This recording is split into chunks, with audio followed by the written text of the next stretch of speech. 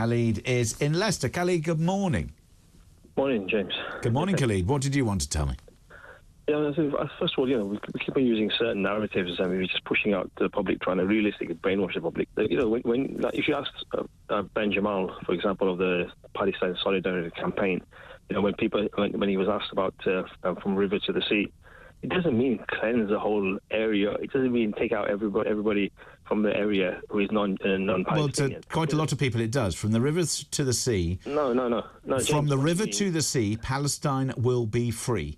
That is the full statement, which means... No, but you've got to understand, if you let me speak, right? You said free of apartheid, free of oppression, free of abuse... Where's their apartheid? Basis.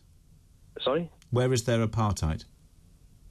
Everybody in Gaza who's been there, they've been under siege, right? They've not had any rights. They've not been able to come in and go as they please. Basically, all the rights that a normal human being has, that's all they're asking for. Besides, look, where we are right now, James, look, you've got to understand. But why do you think that Gaza has been blockaded by the Israelis in that way? They've been blockaded because... Obviously, it's a total oppression, isn't it? Obviously, No. Why do you think that is, Khalid? Why do I think they've been blockaded? Yes. They've been blockaded because of simple oppression. No, it's not so simple as that. Because clearly you haven't done your homework. It's been blockaded because Hamas is in charge. Hamas does not recognise Israel. If you are not recognised, and then... By the way, Hamas wishes to see the death of all Jewish people.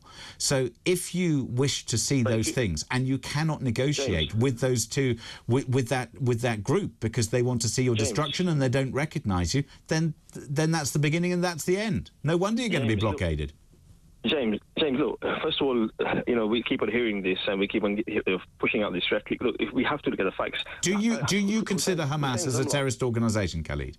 Hussein Zamlot has spoken. Hussein Zamlot, the Palestinian ambassador to the UK, has spoken to Hamas members, and all they are asking for. When I say all, I mean ideally what they're asking for is go back to the 1967 borders. Everybody should live. No, that's not what they're asking for, Khalid. Let's just start with this. First of all, is Hamas, in your mind, a terrorist organisation? Anybody who wants to take up any innocent life is a terrorist, as far as I'm concerned. Okay, so let's just push that one step further. Is Hamas, in your mind, a terrorist organisation? I can't speak for them, James. Right.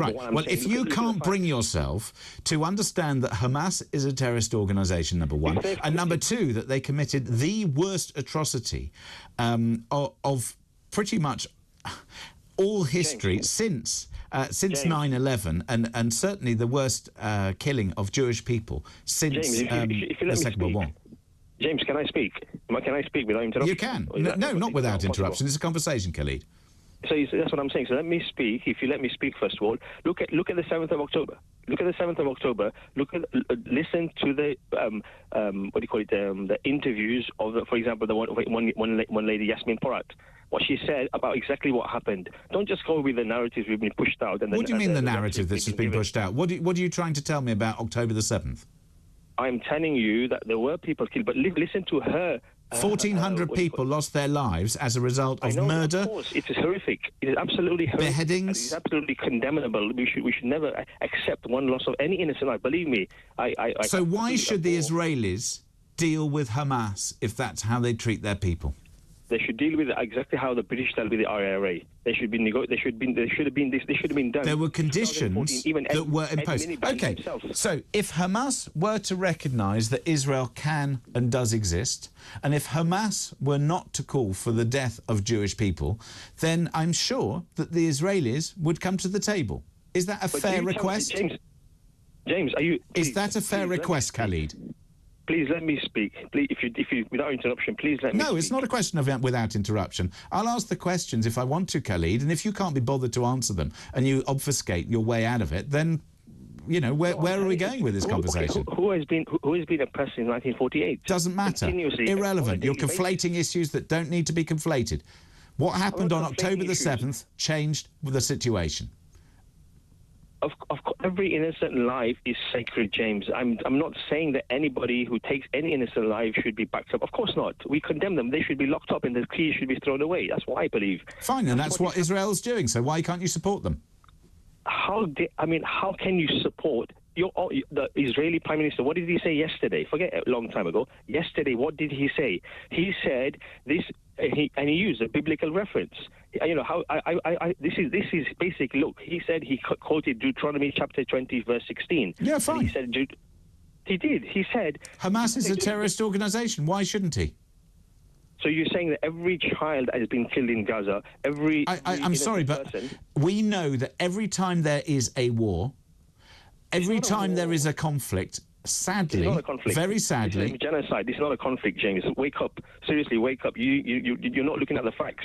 I am looking at the facts, Khalid. I'm afraid you can't even bring yourself... You cannot even bring yourself, Khalid, to admit that Hamas is a terrorist organisation. And if it's a terrorist organisation, why the heck should Israel even bother to consider speaking to them? Everyone who's taken any innocent life is a terrorist. Anyone who's taken any innocent life. So let's. You wanted me to look at the history. So since 2005, Israel has listened to the international community and not done what it wanted to do, which is to go into Gaza to rid itself of Hamas. They didn't do it. They didn't do it. They didn't do it. Hamas took money that was given for international aid to look after the Palestinian people. They took that money, they turned it into arms and weapons and tunnels, and they then kept a barrage of attacking Israel on a daily basis. The Iron Dome kept them at bay, fine. Then on October the 7th, Hamas broke the border, went into Israel and killed 1,400 plus Jewish people, the worst genocide for since the Second World War of Jewish people, land or anything else. Israel is a sovereign nation, like it or not.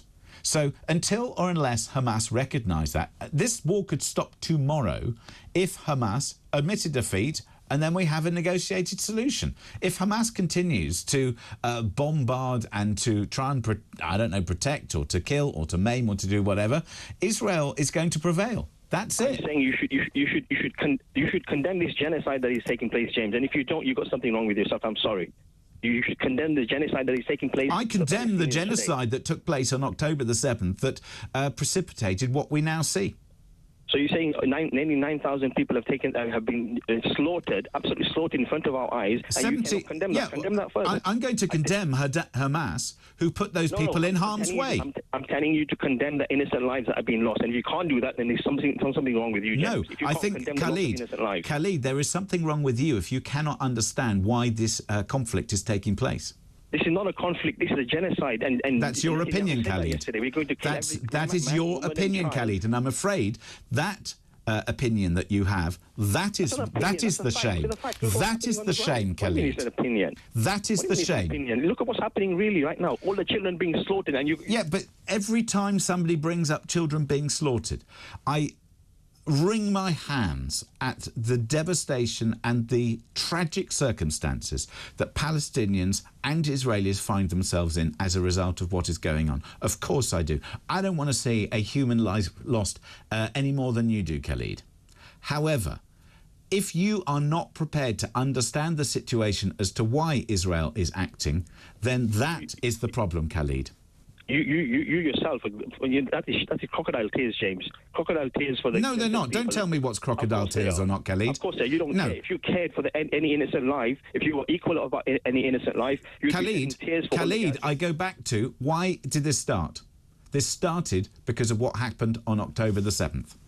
This didn't start from October the 7th. This started in 1948. This has been ongoing for decades. Yeah, but I'm afraid that's because you're conflating. If you want to go back in history, Khalid, and look back, and I think the problem here is that you and others do not understand the offensiveness of that phrase. Do not understand why so many people in this country are so furious at what is taking place now, and that the lack of support for Israel by British people is an abomination, Khalid. How can you say lack of support for a country who's massacring thousands of people? They're not. Of people on a daily basis. It is a war of attrition because, Khalid, if you cannot recognise Hamas as a terrorist organisation and what they have done and why they have precipitated this whole situation and exacerbated it, and, for example, wanted to derail the negotiations that were going on between Israel and other Arab countries, finally to perhaps bring peace to the area, if that is your view, then I'm afraid you live a very, very sad existence. Even Hamas was created by Israel to oppose Yasser Arafat. They're the ones, and they've got people on the inside. Look at all the facts. But as soon as you say look at all the facts, Khalid, and you're trying to tell me to think differently, think again, because I'm not going to, because I've thought about this an awful lot. And and if you dare tell me that these are crocodile tears over innocent people losing their lives, you better think again, Khalid, because I'm sick and tired of hearing this nonsense from people like you who are trying to justify what Hamas have done and what they continue to do, putting their people in harm's way, causing the death and destruction, and the refusal to accept that a country exists. If you are going to take that view, then this is never going to be over. Hamas is a terrorist organisation. Good, finally we get there. Thank you, Khalid.